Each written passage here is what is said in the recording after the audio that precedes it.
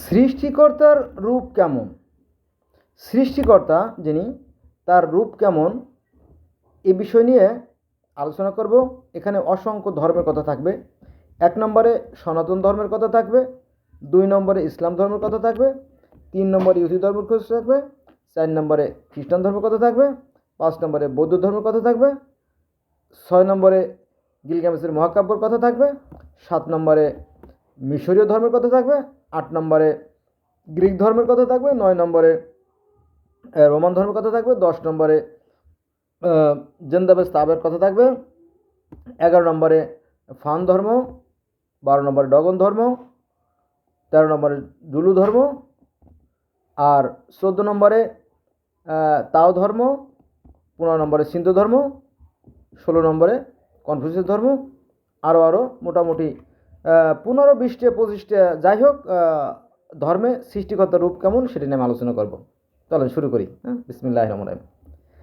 আমাদের পবিত্র কোরআন শরীফের সূরা নূরের 35 নম্বর আয়াতে দেখা যায় যে সৃষ্টিকর্তার রূপ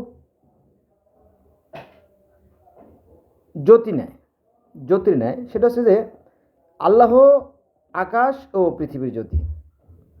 এটা আছে আপনার পবিত্র কোরআন শরীফ সূরা নূরের 35 নম্বর আয়াতে। আমি বিস্তারিত আলোচনা করবো, কারণ অনেকগুলো ধর্মের কথা বলতে হবে, তো এই জন্য আর কি। নাম্বার 1 গেল। এবার আমরা যাব সনাতন ধর্মে। কেন সনাতন ধর্মে যাব? কারণ এই ইসলাম ধর্মের সাথে সবচেয়ে বেশি কম্পিটিশন হচ্ছে এই সনাতন বা হিন্দু ধর্ম, এই জন্য আমি সনাতন ধর্মে যাব। সেটা হচ্ছে যে সেখানেও কিন্তু ঈশ্বর জ্যোতিময়। তার উদাহরণ দেই, example is better than percept. Kurukshetra যুদ্ধ হয়েছিল আপনার 18 দিন, 18টা পর্ব নিয়ে। তো সেখানে শ্রীকৃষ্ণের সাথে অর্জুনের যে কথোপকথন হয়, দ্যাটস মিন ডায়লগ, যে আলোচনাগুলো হয়, যে কথাগুলো হয়, সেটা সম্মিলিত রূপই হচ্ছে ভগবদ্গীতা। তো যাই হোক, সেই কুরুক্ষেত্র যুদ্ধর সময় অর্জুন শ্রীকৃষ্ণ বলিলেন যে আমি ঈশ্বরের যে দিব্য রূপ, যে প্রকৃত রূপ, যে আসল রূপ, মানে real face, I want to mate with my Almighty creator. মানে আমি আমার সৃষ্টিকর্তার সেই মানে রিয়েল চেহারাটা দেখতে চাই। I want to know or met the real face of Almighty Creator. Asked to Sri Krishna from Arjun. Arjun থেকে শ্রীকৃষ্ণকে প্রশ্ন করা হলো যে ঈশ্বরের রূপটা আমি দেখতে চাই। তো বলা যায় it is not possible for any person because it is does not cover your I. মানে এটা চক্ষু দ্বারা নিয়ন্ত্রণ করা সম্ভব না, এই চর্মচক্ষু দ্বারা সৃষ্টিকর্তাকে দেখা সম্ভব না। বোঝা গেছে বিষয়টা? তো বললো যে হাউ পসিবল ইট ইজ, তাহলে এটা কীভাবে সম্ভব? Then answer to Srikrishna, you মে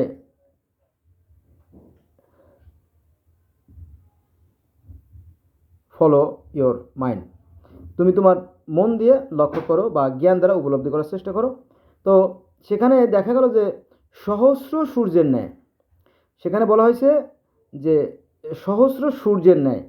এখানে কিন্তু কোরআনে কিন্তু ঈশ্বর জ্যোতিময়, অর্থাৎ তিনি আকাশ ও পৃথিবীর জ্যোতি, এটা আছে সূরা নূরের 35 নম্বর আয়াতে। আর এই যে ঈশ্বর যে জ্যোতিময় বা সেই সূর্যময়, এটাও আছে ভগবত গীতায়। তার মানে কি সেম, এখানে ঈশ্বর জ্যোতিময়, এখানে ঈশ্বর জ্যোতিময়, পারলেন? আচ্ছা, এবার আমরা যদি যাই সে বেদেও ঈশ্বর নিরাকার, জ্যোতিময়, অশরীরী, জন্মময়িত রহিত, তার ক্ষয় লয় বিলীন কিছু নাই। ঠিক আছে? তাহলে ইসলাম ধর্মে ঈশ্বরের রূপ জ্যোতিময়, সনাতন ধর্মে ঈশ্বর জ্যোতিময়, পেলাম। আচ্ছা, এবার আমরা যাব পৃথিবীর, গোটা পৃথিবীর সর্বপ্রাচীনতম এবং সর্বপ্রথম যে গ্রন্থ গিলগামেশের গ্রন্থ, সেখানে প্রথম মানবের নাম কি?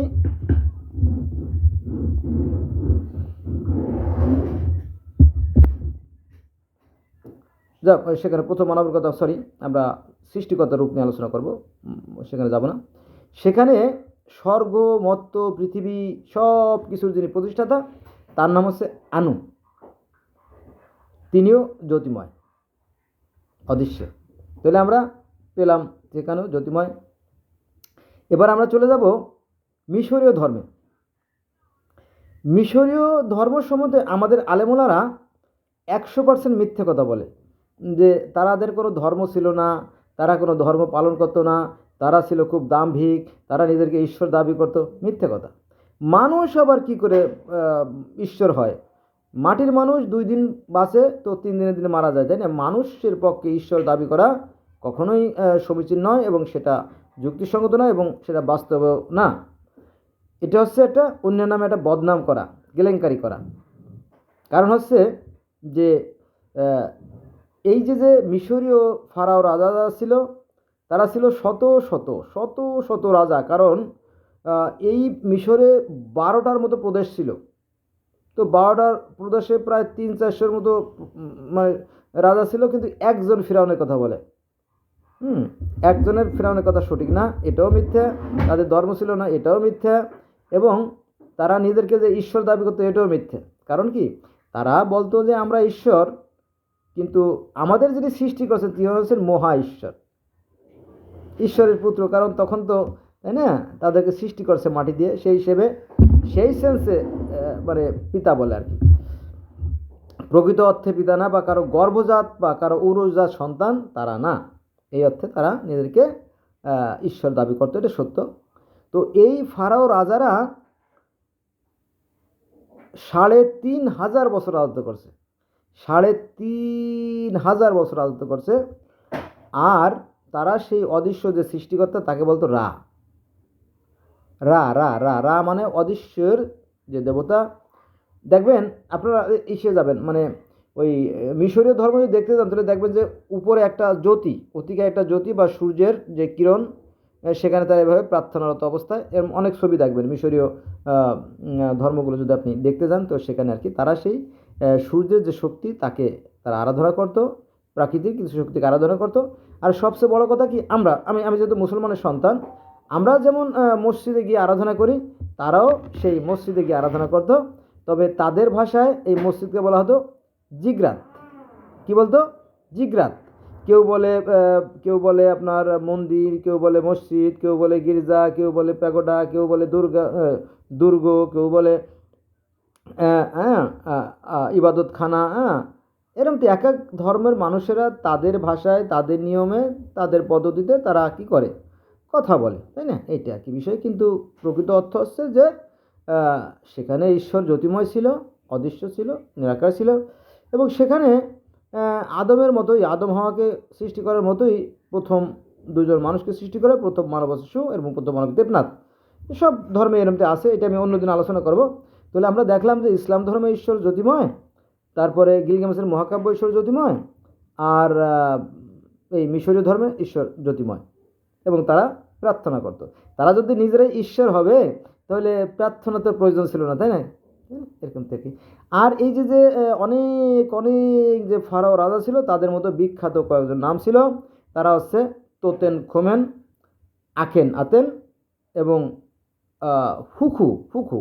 এরকম 3 জনের নাম বিশেষভাবে উল্লেখযোগ্য। বুঝা গেছে বিষয়টা? এইরকম থাকে। তাহলে সেখানেও ঈশ্বর জ্যোতিময়। আচ্ছা, এবার আমরা চলে যাব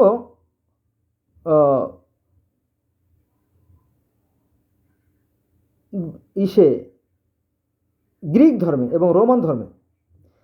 আপনি গ্রিক ধর্মে সার্চ দেবেন, ইউটিউবে যে অথবা গুগলে যে সার্চ দেবেন, তাহলে সেখানে দেখবেন যে ঈশ্বর হলো জ্যোতিময়, অতিকায় একটা জ্যোতি, অতিকায় একটা বিশাল একটা জ্যোতি। আর জ্যোতির আবার মুখ আছে, চোখ আছে, হ্যাঁ, ছোটো ছোটো হাত পাও আছে, এরকম মানে সূর্যের ভিতরেই এরকম আর কি। তো যেটা কোরআনে বলা হয় যে আল্লাহ হচ্ছে সাকার এবং নিরাকার, এই কথাটা আরবিতে আসছে আল জাহের আল বাতেন। আল জাহের আল বাতেন শব্দ দুটো কোরআনে আছে, যে তিনি সাকারেও আছেন, তিনি নিরাকারেও আছেন। আবার সনাতন ধর্মের বেদে আছে তিনি সাকার এবং নিরাকার, অর্থাৎ তিনি সাকারেও আছেন, নিরাকার আছেন, তার থেকে সব কিছু সৃষ্টি আর কি। তো একই তো কথা বলতেছে, তাই না? একই কথা বলতেছে। তো গ্রিক ধর্মেও ঠিক এরকম ঈশ্বর হচ্ছে জ্যোতিময়, নিরাকার। তিনি কি করলেন? এই স্বর্গ মত্ত পৃথিবী ভূতল সৃষ্টি করলেন। এই স্বর্গরাজ্যে আবার একটা যুদ্ধ হয়েছিল ওই যে টাইটানদের সাথে অলিম্পিয়ানদের, যেটা যেমন গ্রিক ধর্মে আছে, রোমান ধর্মে তাই আছে, শুধু নামের বেলা পার্থক্য, আমি অন্যখানে যাচ্ছি না আর কি। তাহলে সেখানেও ঈশ্বর জ্যোতিময়। সেই ঈশ্বরকে বলা হয় কাওয়াস। গ্রিক ধর্মের যিনি সৃষ্টিকর্তা তিনি হচ্ছে কাওয়াস, তিনি অদৃশ্য, নিরাকার, জ্যোতিময়, অশরীরী, যদি আপনারা দেখতেন। রোমান ধর্মেও তাই, ঈশ্বর, হ্যাঁ, তিনিও ইউরেনাস, তিনিও জ্যোতিময়। আচ্ছা, এবার আসেন পার্সি ধর্মে বা জরথ্রুস ধর্মে বা জুদাইজম, একটা ধর্মের অনেক নাম, তাই না? যেহেতু প্রাচীন নাম তো, একটা গাছ প্রাচীন হলে কিন্তু অনেক ডালপালা গজায়, এখানেও তার ব্যতিক্রম ঘটে নাই। এইখানেও বহু নাম আছে। একটা হচ্ছে জুদাইজম, একটা আছে আপনার পার্সিয়ান ধর্ম, একটা আছে জরথ্রুস ধর্ম, তাই না? একই ধর্ম কিন্তু। তো এই ধর্মেও সেই সৃষ্টিকর্তা অদৃশ্য, নিরাকার, জ্যোতিময়। সেটা আবার কেমন? এই পার্সি ধর্মের যে প্রতিষ্ঠাতা জরস্টার, উনি একবার নদীর মোহনায় ধ্যান সাধনা করতেছিলেন, তখন ঈশ্বরের এক দূত তাকে নিয়ে যায় স্বর্গে, অর্থাৎ মিরাজে নিয়ে যায়। যদিও মিরাজের কথা পৃথিবীর আরও বহু ধর্মে আছে, সেখানে যাব না। তো এখানে ঈশ্বরের যে রূপ সেটার কথা বলবো। সেই আহুরা মাজদাও সেই জ্যোতিময়, তিনি থাকেন সেই সপ্ত মহাকাশে। সেই সপ্ত মহাকাশে সেই জরস্টারকে নিয়ে যাওয়া হয়, ঈশ্বরের সাথে কথা বলেন, তারপরে সেই আর্কাঞ্জেল অর্থাৎ সেই ঐশ্বরিক দূত সেই জরথ্রুসকে স্বর্গের সুখ শান্তি এবং নরকের যে দুঃখ কষ্ট সেগুলো ঘুরে ঘুরে ঘুরে ঘুরে দেখান। তারপরে হুর গেলেমান যারা ছিল তাদেরকে দেখান। তো এগুলো দেখতে দেখতে 10 বছর কেটে যায়। 10 বছর কেটে যাওয়ার পরে, অর্থাৎ মিরাজ শেষ হয়ে গেলে তিনি আবার পৃথিবীতে নেমে আসেন, এই কাহিনী আছে। তো আমরা দেখলাম সব ধর্মে ঈশ্বর জ্যোতিময়, জ্যোতিময়, জ্যোতিময়, জ্যোতিময়, তাই না? আচ্ছা, এবার আমরা যাব ইহুদি ধর্মে। ইহুদি ধর্মের যে নবী মোজেস, দ্যাটস মিন মোসা, আমরা মুসলমানরা তাকে মুসা বলি, ইহুদিরা খ্রিস্টানরা তাকে বলে মোজেস। তো এই মোজেস গেলেন পাহাড়ে ঈশ্বরের সাথে দেখা করার জন্য। তো 30 দিনের কথা বলে গেলেন। তো 30 দিনের কথা বলে গেলেন যে, হে হারুন, আমি তো সেই পাহাড়ে যাচ্ছি আল্লাহর সাথে দেখা করার জন্য, তুমি আমার যে উম্মত আছে এদেরকে তুমি রক্ষণাবেক্ষণ করো এবং এদের যে সমস্যাগুলো আছে সেগুলো সমাধান তোমার দায়িত্ব রয়ে গেল। হ্যাঁ, এর মধ্যে জানি কোনো উল্টোপাল্টা কিছু না করো। বলে ঠিক আছে। তো তার 10 দিন দেরি হয়ে যায়, তার 30 দিনের জায়গায় 40 দিন দেরি হয়ে যায়। এই 10 দিনের মধ্যেই তাদের মেজাজ বিগড়ে যায় এবং তারা সেই মুসার কথা ভুলে গিয়ে তারা ওই যে স্বর্ণ সংগ্রহ করে একটা গোল্ডেন কাউ তৈরি করে, জানেন তাই না? সামেরি নামে এক ব্যক্তির পরামর্শে সেখানে সেই গরু তৈরি করা হয়। তারা ঈশ্বরের কথা ভুলে যায় বা আল্লাহর কথা ভুলে যায় বা সৃষ্টির কথা ভুলে যায়, তখন দ্বন্দ্বের সৃষ্টি হয়। সেখানে দেখবে যে সেই যে পাহাড়ে, অর্থাৎ তুর পাহাড়, কেউ কেউ বলে তুর পাহাড়, কেউ বলে সিনাই পর্বত, কেউ বলে তোয়া পর্বত, কেউ বলে কি সিনাই পর্বত, কেউ বলে তোয়া পর্বত, কেউ বলে রিক্রোডিয়াল পাহাড়, কেউ বলে বেন পাহাড়, কেউ বলে গোবর্ধন পাহাড়। অনেক নাম আছে অনেক ধর্মে, সেখানে যাব না আজকে শুধু ঈশ্বরের রূপ নিয়ে আলোচনা করব। তো সেখানে আপনারা জানেন যে মুসা বলল, হে আল্লাহ, আমি তোমার রূপ দেখতে চাই। তো বললো, না, আমার রূপ দেখা যায় না, আমার রূপ কেউ দেখতে পারে না। হ্যাঁ, বলো আমার তো ভীষণ ইচ্ছা। বলো যে ঠিক আছে, তুমি যদি স্থির থাকতে পারো তাহলে তুমি দেখতে পারো আর কি। তো যখন সেই নূরের তাজিল্লা অর্থাৎ জ্যোতি, যখন জ্যোতি প্রকাশিত হলো, তখন সেই তুর পাহাড় জ্বলে গেল, জানেন তো তাই না? সেই আলো। আর একটা বর্ণনা আছে, যেহেতু তালমুদ, জেনেসিস, তাওরাত, জব্বুর, বাইবেল অনেকগুলো গ্রন্থ না, এক এক জায়গায় একরকম বর্ণনা আছে। তো সেখানে আর একটা বর্ণনা আছে যে মুসা আলাইহিস সালাম যখন মাদিয়ান থেকে কেনানের দিকে রওনা দিলেন, তখন পথিমধ্যে আগুন ফুরায় যায়। তখন মুসা আলাইহিস সালাম তার স্ত্রীকে বলল যে, বিবি, ওই যে দূরে আগুন দেখা যাচ্ছে, আমি একটু আগুন নিয়ে আসি। তখন তিনি পথিমধ্যে রওনা দেন। তখন আগুনের মধ্যে কথা বলে, এই মুসা, স্টপ, ডোন্ট মুভ। হ্যাঁ, তো মুসাকে বলে, মুসা, সামনে এগোয় না, এই জায়গাটা পবিত্র। হ্যাঁ, আমি তোমার ঈশ্বর কথা বলছি, আমি তোমার সৃষ্টিকর্তা। এটা একটা বর্ণনা আছে। আর একটা বর্ণনা আছে যে মুসা আলাইহিস সালাম ওই ছাগল ভেড়া চড়াইতে গেছিল। তো দেখলো যে একটা ঝোপের ভিতরে, একটা গাছের ভিতরে একটা সাদা একটা পবিত্র আলো জ্বলছে, সেটা হচ্ছে ঈশ্বরের রূপ। তো সেখান থেকে কথা আসলো, এই মুসা, আমি তোমার সৃষ্টিকর্তা, হ্যাঁ, তুমি সাবধান হও এবং তোমার পায়ের জুতা খুলে ফেলে। এর মধ্যে অনেক বর্ণনা আছে, এক একটা গ্রন্থে এক বর্ণনা আছে, সেখানে যাব না। তো মূল যে প্রতিপাদ্য বিষয় সেটা হচ্ছে যে ঈশ্বরের রূপ ছিল কি জ্যোতিময়। আপনারা জানেন যে জ্যোতির তাজিল্যে মানে পাওয়ার অফ লাইট, ওই যে তুর পাহাড় জ্বলে গেছিল, জানেন তো তাই না? সারা পৃথিবীতে এই তুর পাহাড়ে যে পোড়া মাটি সুরমা হিসেবে ব্যবহার করা হয়, তো সেখানেও জ্যোতিময়। তো এই জ্যোতিময়ের কথা আছে তাওরাতে, জব্বুরে, বাইবেলে, ইনজিলে। হ্যাঁ, বাইবেলে কীভাবে আছে জানেন? বাইবেলে বলা হয়েছে ঈশ্বর হচ্ছে একটা অতিকায় জ্যোতি। তার জ্যোতির বর্ণনা এরকম যে সে এক বিশাল এক অগ্নিগর্ভ, অতি তেজস্বী এক গর্ভ, আর তার আছে 7টা আত্মা। হ্যাঁ, তার প্রতিনিধি হিসেবে আর কি তারা কাজ করে। মনে করেন যে প্রধানমন্ত্রী শেখ হাসিনা এখন আর দেশে নাই, তার কার্যক্রম বন্ধ, তাই না? দূতেরা পালাই গেছে, আর যারা নৌকার মাঝি ছিল তারাও পালাই গেছে, আছে না? মাঝি একজন নাই কিন্তু, হ্যাঁ, সব এদিকে চলে গেছে, ওরকম তো আর কি বিষয়টা। তো ঈশ্বর যেহেতু ভীষণ ব্যস্ত, ওই বিশ্ব ব্রহ্মাণ্ড চালানোটা কিন্তু চারটিখানি কথা না, উনি ভীষণ ব্যস্ত। তো ওনার পক্ষ থেকে এই জ্যোতিগুলো প্রতিনিধি হিসেবে কাজ করে, এই কথা বাইবেলে আছে। আর একটা বর্ণনা আছে যে হযরত ঈসা আলাইহিস সালাম যখন জর্দান নদীতে গোসল করতে যান, তখন সৃষ্টিকর্তা আল্লাহ কবুতরের রূপ ধরে এসে তার সাথে দেখা করে, কানে কানে মানে বাইবেল বা ইনজিল গ্রন্থ দিয়ে যায়। আর একটা বর্ণনা আছে যে হযরত ঈসা আলাইহিস সালাম অর্থাৎ যিশু, যিশুর মাথার উপরে সব সময় একটা পাখি ঘুরতো, বো বো বো বো করে একটা পাখি ঘুরতো, আর গুনগুন গুনগুন গুনগুন করে শব্দ করতো। তো ওই পাখিটা কি যে গুনগুন করে শব্দ করতো সেটা সাধারণ মানুষে বুঝতে পারতো না, শুধুমাত্র যিশু অর্থাৎ ঈসা আলাইহিস সালাম বুঝতে পারতেন। এরকম তো অনেক বর্ণনা আছে অনেক গ্রন্থে, তো সেখানেও যাবে না। তো মূল কথা সেখানে যে কথা বলা হয়েছে সেটা হচ্ছে জ্যোতিময়। বোঝা গেছে বিষয়টা?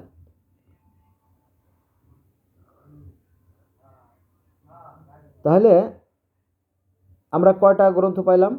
ও, একটা মনে পড়ছে, সেটা হচ্ছে যে পৃথিবীর মধ্যে বর্তমানে যে 5টা ধর্ম রাজত্ব করতেছে তার মধ্যে হচ্ছে বৌদ্ধ ধর্ম।